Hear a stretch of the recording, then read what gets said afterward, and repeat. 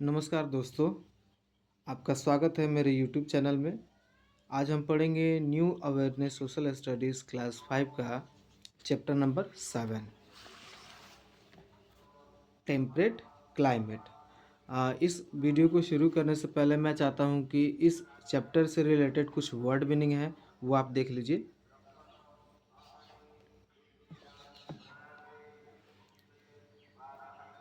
Temperate climate, temperate मतलब होता है समशीतोष्ण और क्लाइमेट मतलब जलवायु। और इस टेम्परेट क्लाइमेट में हम पढ़ेंगे किसके बारे में? प्रेयरीज के बारे में। प्रेयरीज एक घास का मैदान है जो नॉर्थ अमेरिका में पाया जाता है। चलिए वर्ड मीनिंग देखते हैं। जोन्स ऑफ ग्रासलैंड मतलब घास के मैदान का क्षेत्र। इकोटोन दो जैविक क्षेत्रों के बीच का स्थान बोला जाता है, उसको इकोटोन बोलते हैं, मतलब बीच का स्थान। स्पार्स मतलब होता है कम घना, चाहे एकदम कम। ब्लू स्टेम एक घास है जो ग्रासलैंड में, प्रेरिस ग्रासलैंड में पाई जाती है, झाड़ी है, ठीक है। स्विच ग्रास भी एक प्रकार की झाड़ी है जो प्रेरिस में पाई जाती है। अपलेंटली बहुत मात्रा में, ठीक है। एक्सटेंसिव मतलब व्यापक रूप से, और कन्वर्जन मीन्स परिवर्तन, बदलाव। थ्रेटेंड, थ्रेटेंड वैसे तो मतलब थ्रेटेंड का मतलब धमकाना होता है, लेकिन इसमें इसका मतलब है हानि और क्षति। इकोसिस्टम मतलब होता है पारिस्थितिकी तंत्र, जिसमें पौधे, जानवर, जीव जंतु सब आते हैं, उसको क्या बोलते हैं? पारिस्थितिक तंत्र, इकोसिस्टम बोलते हैं। तो चलिए आज का वीडियो शुरू करते हैं। टेम्परेट क्लाइमेट, इसमें पढ़ेंगे प्रेरिस के बारे में। Use an atlas to locate the following grassland on the map, the prairies, velds and steppes. इसमें आपको देखना है कि कहाँ पे प्रेरिस है, कहाँ पे वेल्स है, कहाँ पे स्टेपिस है। इसको देखने से पहले आप यहाँ पे देख सकते हैं,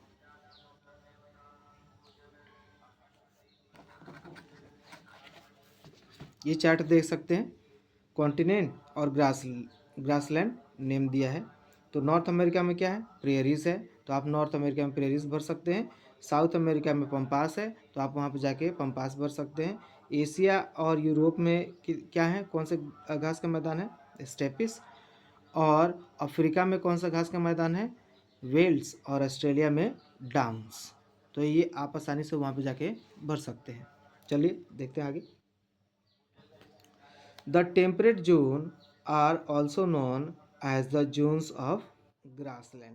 जो समशीतोष्ण क्षेत्र है वो किस नाम से जाना जाता है? जोन्स ऑफ ग्रासलैंड, मतलब घास के मैदान का क्षेत्र के नाम से जाना जाता है।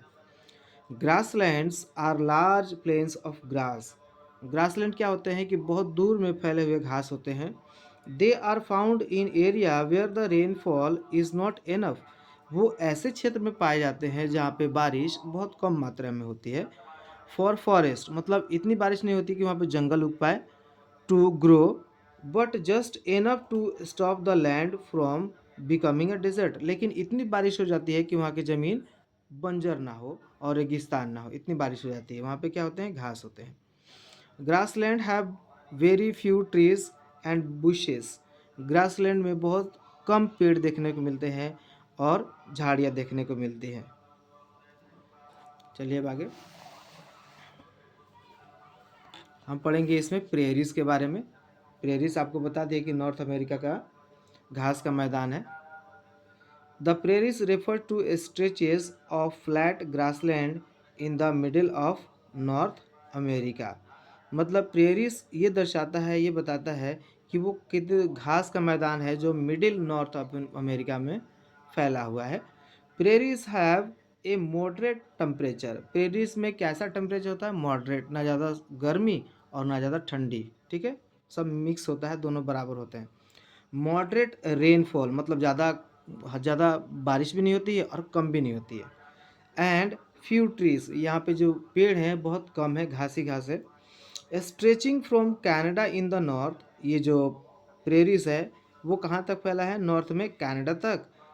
To Mexico in the south, और दक्षिण में मैक्सिको तक फैला है। The prairies cover the whole central America. Prairies पूरे सेंट्रल अमेरिका में फैला हुआ है।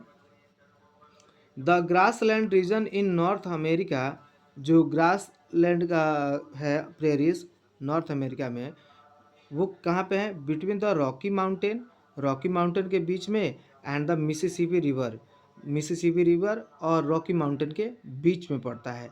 Is called the Great Plains. इसको क्या बोलते हैं? ग्रेट प्लेन्स के बोलते हैं। आप देख सकते हैं, ये रहा हमारा रॉकी माउंटेन, ये रहा हमारा ग्रेट प्लेन्स और ये रहे हमारी मिसिसिपी रिवर। तो इसके बीच का जो क्षेत्र बोला जाता है उसको क्या बोलते हैं? ग्रेट प्लेन्स के नाम से जानते हैं। चलिए अब देखते हैं क्लाइमेट। क्लाइमेट आप समझते हैं, क्लाइमेट का मतलब होता है जलवायु। The prairies have a temperate climate. इसका क्या है? समशीतोष्ण जलवायु है, ना ज़्यादा गर्मी ना ज़्यादा ठंडी। With hot summers and cold winters, जहाँ पे गर्मी भी पड़ती है और सर्दी भी पड़ती है। The eastern edge receives around 100 millimetre of rain. यहाँ का जो पूर्वी भाग है प्रेरीज का, उसमें कितना बारिश होता है साल में? लगभग 100 मिलीमीटर तक बारिश होता है। एंड द वेस्टर्न एज, और जो पश्चिमी किनारा है वहाँ पे कितना बारिश होता है? यहाँ पे receives about 30 millimetre of rain, मतलब 30 मिलीमीटर रेन होती है। अब हम पढ़ेंगे वेजिटेशन। वेजिटेशन का मतलब होता है वनस्पति, ठीक है, वनस्पति पेड़ पौधे। The vegetation in the prairies can be broadly divided into 3 basic sub types. Vegetation को प्रेरीज में 3 भागों में बांटा गया है। पहला है tall grass prairies, mix grass prairies and short grass prairies. ये मतलब घासों के प्रकार है, कहीं पे ज़्यादा बड़े, कहीं उससे छोटे, कहीं उससे भी छोटे होते हैं। Tall grass prairies is the region of the prairies that has a rich and fertile soil.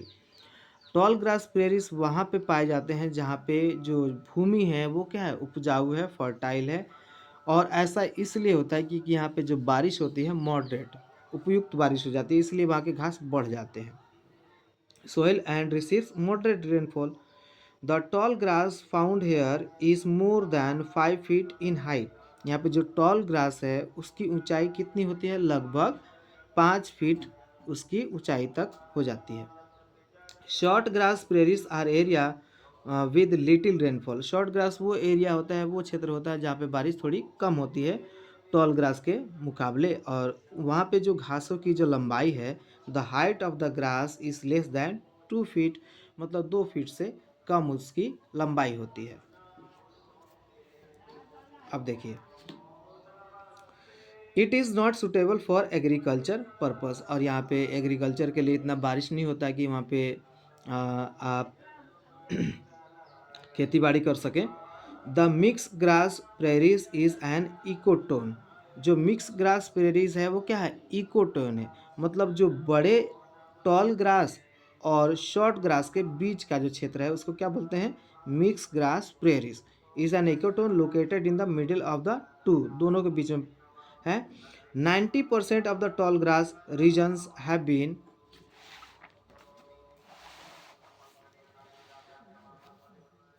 Cover to crop production. मतलब 90% जो टॉल ग्रास है वो फैले हैं क्योंकि 90% क्षेत्र पे ज़्यादातर बारिश होती है, जहाँ पे फसल उगाई जाती हैं और घास भी होते हैं। The tall grass consist of big blue stem, the little blue stem. आपको बता दें, ब्लू स्टेम एक प्रकार की झाड़ी है, ठीक है, आप झाड़ी देखे होंगे, हमारे यहाँ पर देसी भाषा में उसको डाभी बोलते हैं, ठीक है। तो ऐसी झाड़ियाँ वहाँ पे हैं। ब्लू स्टेम, स्विच ग्रास भी एक प्रकार का झाड़ी है, ठीक है। और इंडियन ग्रास, जो इंडियन ग्रास यहाँ पे जो पाए जाते हैं वहाँ भी उस मैदान में, प्रेरिस के मैदान में मिलते हैं। The major crop found in the mixed prairies is maize. जो मेजर क्रॉप है, प्रमुख जो फसल है वो मिक्स प्रेरी में मिलता है, वो कौन सा है? मेज। Along with soybean, potatoes and cotton, मतलब मक्का, सोयाबीन, पोटैटोस और कॉटन यहाँ पे मिलते हैं मिक्स प्रेरीज में। यहाँ पे एक क्वेश्चन है, think why is there only grass in the prairies. मतलब खाली ग्रास ही क्यों होता है प्रेरीज में? आप लिख सकते हैं कि there is no rainfall in the prairies according to their requirement, मतलब जितनी ज़रूरत होती है उतनी बारिश नहीं हो पाती, कम बारिश होती है इसलिए वहाँ पे खाली घास ही उग पाते हैं। ये इसका आंसर हो सकता है। अब वाइल्ड लाइफ, वन्य जीवन, जानवर, इसके बारे में देखें। द बिसुन, यहाँ पे देख सकते हैं बिसुन बैल होता है, जंगली बैल। Wolf and prairie chicken have disappeared from the prairies due to ranching, habitat loss and market hunting। यहाँ पे देखते हैं कि ये जो बिसुन है, चिकन है, यहाँ पे बहुत ज़्यादा यहाँ पे क्या किया जाता है, उसको मारा जाता है, इसीलिए उनकी जनसंख्या थोड़ी कम है। But the coyote, prairie dog, jack rabbit, badger, various species of hawks and water fowls are still common. लेकिन यहाँ पे जो कोएट है, कोएट का फोटो देख सकते हैं, प्रेरी डॉग, जैक रैबिट देख सकते हैं, यूरोपियन रैबिट, बैजर आप देखते हैं, वेरियस स्पीसीज ऑफ हॉक्स मतलब चील, और जो जल जीव हैं वो यहाँ पे सामान्य रूप से देखने को मिल जाते हैं। और मांस के लिए किसको मारा जाता है, बिसुन को, और चिकन्स को यहाँ पे बहुत मात्रा में मारा जाता है। इंसेक्ट्स आर अपलेंटली, इंसेक्ट मतलब छोटे मोटे कीड़े मकोड़े भी यहाँ पे बहुत ज़्यादा मिलते हैं। अपलेंटली मतलब बहुत मात्रा में, स्पेशली ग्रासोफर एंड फ्लाइज, ग्रासोफर और flies.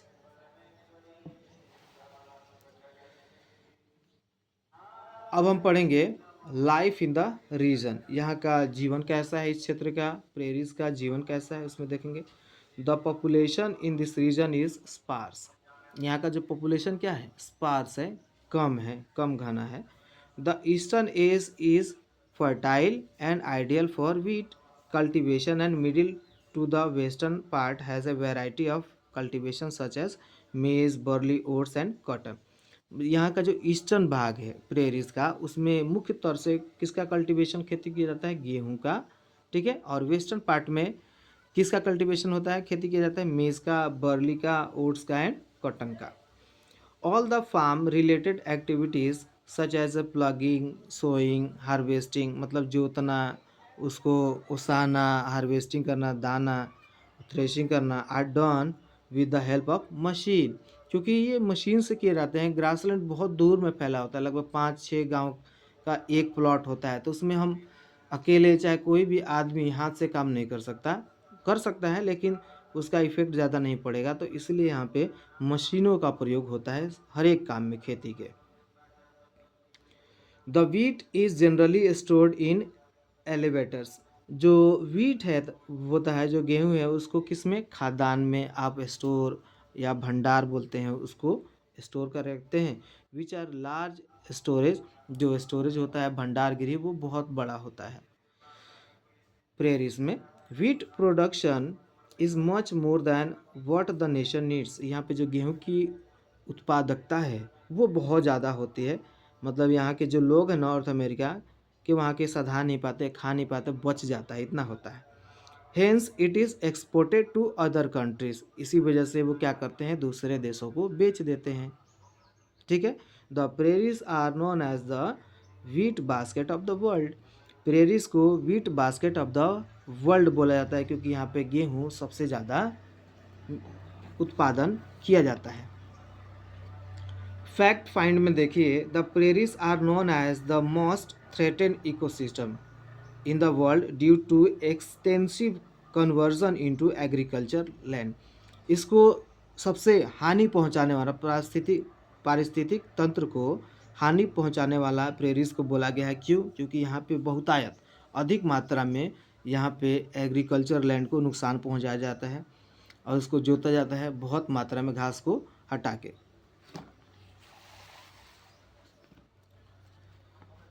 Vast stretches of land are used as ranches to rear sheep, और जो जगह बच जाती हैं, जो खाली जगह, उसमें मवेशियों को चराने के लिए जगह छोड़ा जाता है ग्रासलैंड में, जैसे काउज हो गया, शीप हो गया, हॉर्सेस हो गया, on the western side of the prairies, मतलब प्रेरीज के पश्चिमी साइड में यहाँ पे जो जगह खाली है ग्रासलैंड का, उसमें ये मवेशी चरते हैं।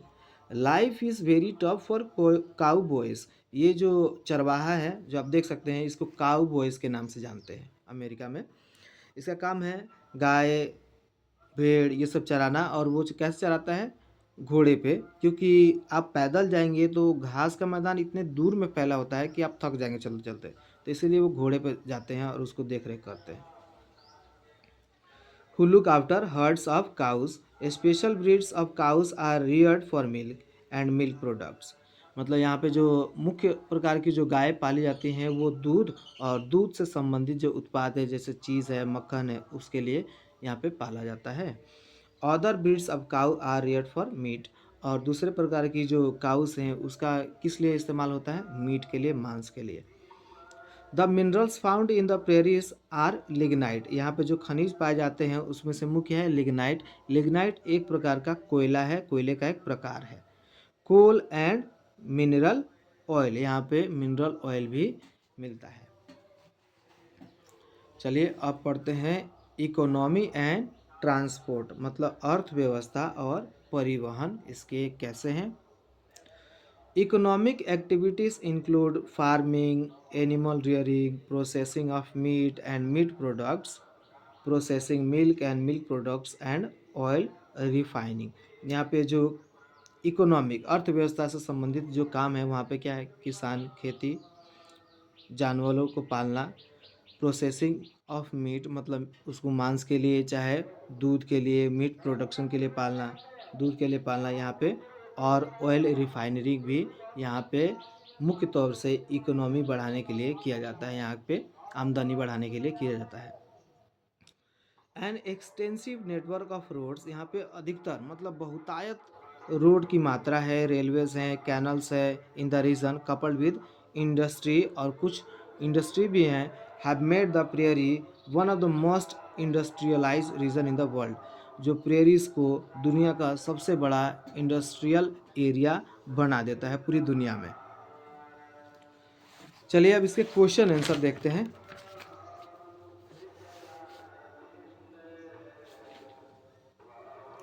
पहला है मैच द फॉलोइंग। अब देख सकते हैं मैच द फॉलोइंग, अभी हम इसी के बारे में पढ़ रहे थे, नॉर्थ अमेरिका के बारे में। तो नॉर्थ अमेरिका का जो घास का मैदान है उसको क्या बोलते हैं? प्रेयरीज, ठीक है। एशिया का जो घास का मैदान है उसको क्या बोलते हैं? स्टेपिस। ऑस्ट्रेलिया का जो घास का मैदान है उसको बोलते हैं डाउन्स। और साउथ अमेरिका का जो घास का मैदान है उसको क्या बोलते हैं हम? पम्पास। और अफ्रीका का जो घास का मैदान है उसको बोलते हैं वेल्स। चलिए फिलिंग द ब्लैंक्स भरते हैं अब। The eastern edge of the prairies gets 100 millimetre of rainfall. Eastern, और वेस्टर्न कितना मिलता है? 30 millimetre of rain per year. The major food crops in the prairies is wheat. Major food crops क्या है? Wheat है, क्योंकि यहाँ पे गेहूं का ज़्यादा उत्पादन होता है दुनिया में सबसे ज़्यादा। Prairies are called the, prairies को क्या किस नाम से बुलाते हैं? Wheat basket of the world. गेहूं का भंडार के नाम से इसको जाना जाता है पूरी दुनिया में। Great Plains, the Great Plains lie between, जो ग्रेट प्लेन्स है वो किसके बीच में स्थित है? रॉकी माउंटेन और मिसिसिपी रिवर के बीच में स्थित है Great Plains. The population of the region is sparse. Sparse मतलब कम है यहाँ का पॉपुलेशन। अब चलिए यहाँ पे कुछ क्वेश्चन है, इसको देखते हैं क्वेश्चन को। What are the prairies? What are the grassland? Why are the prairies the most threaten ecosystem in the world? And how is life in the prairies? Write a short note on vegetation, on the vegetation found in the prairies. और एक hot question है, why are the prairies called the wheat basket of the world. इन सब question के answer मैं आपको एक copy में दिखा देता हूँ, आप उसको नोट कर लीजिए, देख लीजिए, चाहे स्क्रीनशॉट ले लीजिएगा। देखिए पहला क्वेश्चन है व्हाट आर द प्रेयरीज। तो प्रेयरीज का आंसर ये रहा, the prairies are the flat grassland, flat grassland है in the middle of North America. Prairies have a moderate temperature, rainfall and few trees. तो ये रहा प्रेयरीज का डेफिनेशन। अब दूसरा देखते हैं। What are grassland? ग्रासलैंड क्या है? Grasslands are large plains of grass. Grassland क्या है? लार्ज प्लेन्स है, मैदान है घास के। They are found in area where the rainfall is not enough for forest. वो ऐसे क्षेत्र में पाए जाते हैं जहाँ पे बारिश कम होती है और इतनी बारिश मतलब हो जाती है कि वहाँ पे बंजर ना हो ज़मीन। ठीक है, अब देखिए आगे 3 number question, why are the prairies the most threaten ecosystem in the world. Prairies को मोस्ट थ्रेटेन मतलब हानि वाला क्षेत्र क्यों बोला जाता है? The prairies are the known as the most threaten ecosystem in the world due to extensive conversion into agriculture land. यहाँ पे बहुतायत खेती की जाता है, अधिक मात्रा में किया जाता है, इसीलिए इसको बोला जाता है। 4 नंबर देखिए, how is life in the prairies. यहाँ का जीवन कैसा है? The population in this region is sparse, यहाँ पे कम है। Vast stretches of land are use as ranches to rear sheep cows and horses. यहाँ पर जो जगह खाली है वहाँ पे मवेशियों को चराने के लिए जगह छोड़ा जाता है। On western side of the prairies life is very tough for cowboys, और वो जो गाय भेड़ चराता है उसका जीवन कैसा होता है? बहुत टफ होता है। ठीक है, क्योंकि उसको कंट्रोल करना पड़ता है शीप्स और जो काउज है उसके हर्ड्स को, उनके झुंड को। All the farms related activities, जो भी खेत हैं, खेत से संबंधित काम है वो कैसे किए जाते हैं? प्लगिंग, सोइंग, हार्वेस्टिंग और थ्रेशिंग, वो सब मशीन से, ट्रैक्टर से किए जाते हैं, क्योंकि वो बहुत मात्रा में, बहुत दूर में फैले होते हैं खेत, इसीलिए। चलिए 5 नंबर एक क्वेश्चन देखते हैं। Right a short note on the vegetation found in the prairies. यहाँ पे जो पेड़ पौधे पाए जाते हैं उसके बारे में बताना है। The vegetation in the prairies can be broadly divided into 3 basic sub types. 3 भागों में बांटा गया है प्रेरीज के वेजिटेशन को। पहला है tall grass prairies, mix grass prairies and short grass prairies. आप वीट भी लिख सकते हैं, वीट, मेज, ये भी उसमें वेजिटेशन में आएगा। ठीक है, अब हॉट क्वेश्चन देखिए, why are the prairies called the wheat basket of the world. इसको wheat basket of the world क्यों बोला जाता है? Wheat production is much more than, क्योंकि यहाँ पे वीट का प्रोडक्शन, गेहूं का प्रोडक्शन बहुत ज़्यादा होता है, more than what the nation needs, hence it is exported to other countries. इसीलिए यहाँ से बेचा जाता है दूसरे कंट्रीज में, इसीलिए इसको the prairies are known as the wheat basket of the world. इसीलिए प्रेरीज को wheat basket of the world बोला जाता है।